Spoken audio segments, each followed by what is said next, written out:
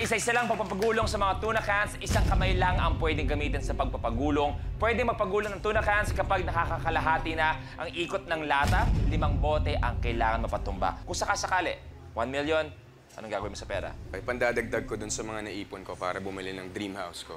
For my Nice. mom. For 1 million, bro, Alright. good luck. Thanks, bro. Isa-isa lang pagpapagulong sa mga tuna cans, isang kamay lang ang pwedeng gamitin sa pagpapagulong.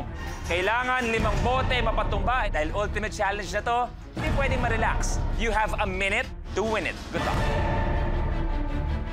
The game begins in 3, 2, 1. Go!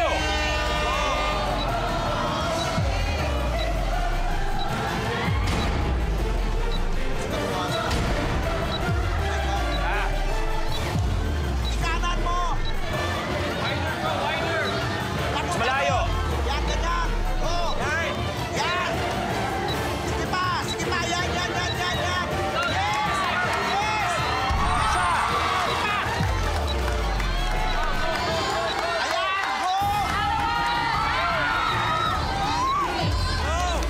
Ayan! 25! 20! Sige pa! Kaya pa yan! Go lang! Ayan! Go!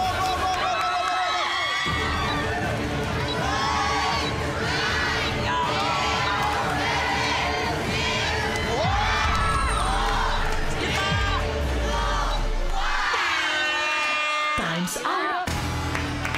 Malupit, 2 nagawa pero 5 kinailangan. Meron ka pa rin 70,000 pesos. Ating last man standing na si EA. So ang total mong maiuwi is 90,000 pesos sa minute to win it. Thank you. Walang 1 million pero babalik ka pa. Isa pang laban kung saan magsasama-sama ang the best of the best para sa ultimate last man standing. At malay natin, doon mo makuha ang 1 million pesos. Wala pa natin si EA. Thank you, guys. Players, Thank you.